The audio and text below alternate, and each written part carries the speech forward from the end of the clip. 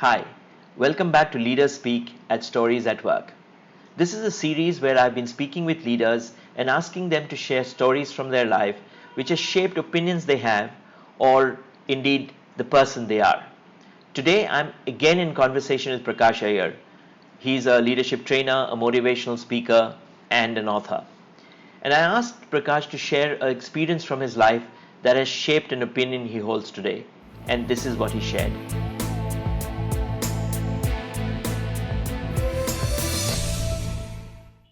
It used to be a bit of a joke because if you were on the streets of Mumbai and in that sweltering heat you saw a man with a bag in his hand and a tie, you said, poor guy, must be a salesman, and typically I guess a medical rep in those days, or this whole idea that it was like a not something that you would respect too much. You were better off if you were a clerk in a bank.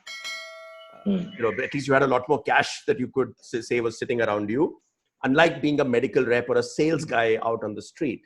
And I must tell you a little story. We had got married, my wife and I, and so those good old days when you don't make too much money.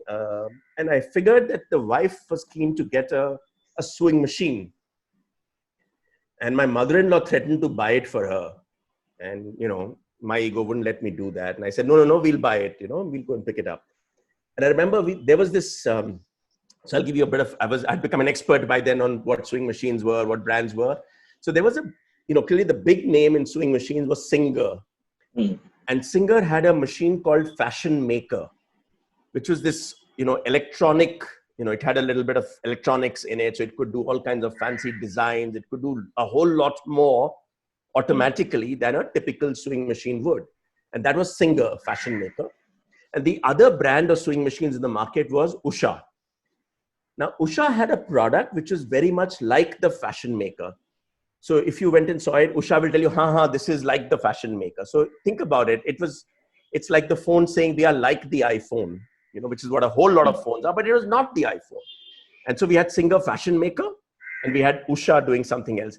I'm guessing the price points were not very different. Features were not very different, but Singer was clearly the one to go for. So the wife and I went to the Singer showroom to try and get a demo. And the Singer sales guy said, this is the Fashion Maker. And, it's the best. And this is what it costs. And sorry, because there's somebody else now who's looking for another Fashion Maker or somebody else looking for another Singer product. And that was how it was. So we knew it's a great product, but the guy never really did too much to wow us. So we said, yeah, great product. But anyways, let's go and check out the Usha product too. And we go to the Usha showroom and the sales guy there goes to town. He tells us everything about that machine. He makes the wife sit down and say, you try it, you work on it. This is so good. And the Fashion Maker can do this and this is what we do. And the Fashion Maker is like that. But let me explain to you how we are so much better. I must tell you at the end of it, in my mind, I still thought the Singer Fashion Maker was the product to go for. But you know what? We bought the Usha machine because that sales guy made it so much more fun for us. And how could we not buy the man's passion and the way the guy was selling it to us? And I think as I look back and through my career working with salespeople, it's often struck me that it's tempting to think you've got the better brand or you've got a terrific product, but you forget that at the end of the day, it's that guy at the end, the sales guy, who can actually make a big difference to what customers think of your product. And we sometimes underestimate what the sales guy can do for us. And maybe in some ways that sales guy has now become the customer guy. Maybe it's become the customer buying experience. But I think all of those matter a hell of a lot. And it's a mistake to think that people will buy you because you're the better brand or the bigger brand or the better product. People eventually buy the person who's selling it to you. People buy that experience that sales guy might offer you. And I think that's something that's kind of just ensured that my respect for the sales guy has stayed sky high pretty much through my life. What a nice story. A nice story about how we don't just buy products, we buy the entire experience around buying that product.